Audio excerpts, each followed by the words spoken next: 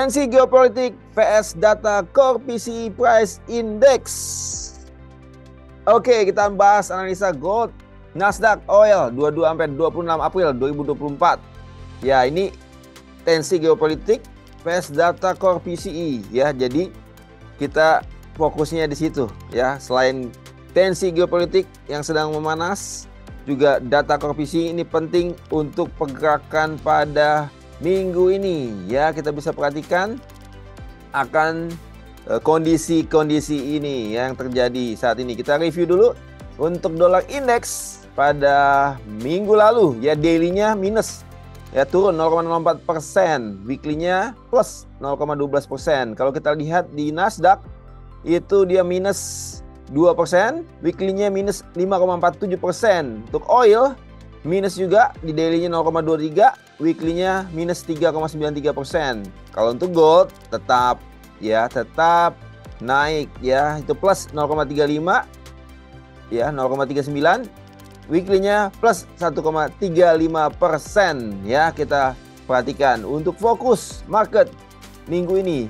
Kita perhatikan selain data core PCE pada hari Jumat ya, itu preview dan forecast-nya ya, kita bisa perhatikan juga kondisi daripada geopolitik yang terjadi ya, sedang terjadi di Timur Tengah ya, antara Israel dengan Iran dan dengan porsi-porsinya itu kita bisa perhatikan.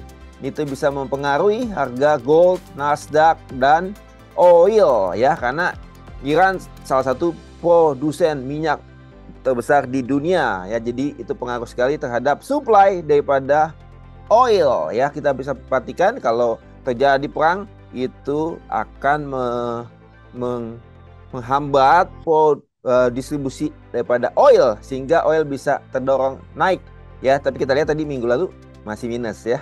Oke, kita perhatikan juga selain dari geopolitik yang terjadi, kita bisa perhatikan persediaan minyak AS ya, Rabu itu 21.30. Kita bisa perhatikan kalau persediaan minyak AS bertambah, berarti permintaan minyak berkurang, di oil turun. Kalau persediaan minyak AS berkurang, berarti permintaan minyak akan bertambah dan minyak akan naik. Oke, itu kita bisa perhatikan pada minggu ini ya. Selain data-data lainnya untuk AS ya, ada juga data-data manufacturingnya, servisnya, new home sales-nya, GDP-nya, jobless claim-nya. Tapi lebih kita perhatikan core PCE price index, karena core PCE price index itu salah satu indikator daripada inflasi ya. Kalau inflasi AS bertambah, maka The Fed cenderung tidak akan pangkas suku bunga. Bunga masih tinggi ya, sehingga ya itu mempengaruhi harga ya. Kalau dia masih tinggi ya, maka cenderung treasury AS itu masih tinggi juga ya, sehingga orang beralih ke situ dan masih meninggalkan akan gold ya, Nasdaq ya, dan juga pengaruh juga terhadap nanti harga oil. Oke, kita lanjut untuk peluang minggu ini. Kita perhatikan langsung ke chart. Kita mulai daripada gold ya. Gold, kita perhatikan gold ini tetap trennya naik ya, karena permintaan gold tuh banyak dari bank-bank sentral dunia ya, dari Cina, dari Poland, Libya ya. Juga masih banyak permintaan untuk perhiasan emas, itu masih cenderung naik. Jadi trennya masih naik ya sobat trader, masih naik trennya. Tapi kita lihat bisa koreksi ke sekitar zona diskon ya, di sekitar 2345 ya, kurang lebih di segitu. Fibo antara Fibo 70,5 sampai 78,6 ya, sekitar 2345 di sekitar sini. Kemudian kembali naik ya, yang terdekat ke Fibo 23,6 di 2395. Jadi kalau kita lihat itu peluangnya itu cukup besar ya. Jadi 45 ke 95. Jadi peluangnya itu bisa $500 untuk trade 0,1 lot ya. Kalau satu lot tentunya kali 10 ya, $5.000. Jadi kita bisa perhatikan peluang untuk gold, kita bisa buy di sekitar zona diskon 2345 dengan target 2395 ya. Jangan lewatkan peluang ini. Tunggu koreksi dulu baru kita bisa buy di bawah, take profit di 2395. Oke, kita lanjut ke Nasdaq. Ya, Nasdaq kita lihat ini dia sudah change of character. Ya, kita lihat sini break daripada support atau low sebelumnya di sekitar 1791, 17941. Ya, dia break. Ya, dia sempat retest tapi dia turun lagi. Ya, cenderung dia sudah break lagi low-nya sini ya. Jadi sudah cenderung turun ya untuk Nasdaq. Ya, jadi minggu ini Nasdaq cenderung turun tapi bisa koreksi naik ke sekitar 17465 ya. Jadi kalau kita lihat peluangnya, kita bisa open sell di sekitar 17465. Take profit kita bisa ke arah ya yang sini ya, low support di sekitar 16435. Jadi ada peluang sekitar ini pipsnya aja 300 pips ya. Jadi kalau nilai Nasdaq itu kan kali 2, jadi bisa kita trade 0,1 lot. Peluang profit di $600 ya. Jadi jangan lewatkan peluang ini.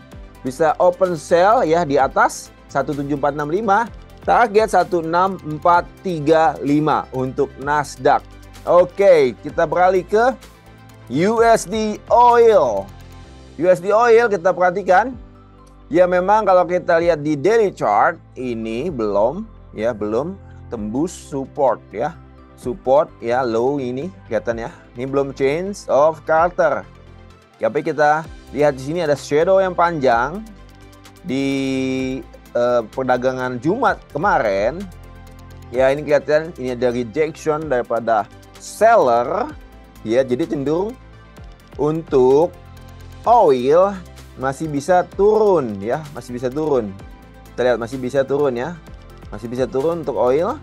Jadi kita bisa perhatikan, jadi cenderung dia akan tembus ya, kalaupun nanti koreksi ya kita bisa perhatikan ya level-level daripada zona premium ya.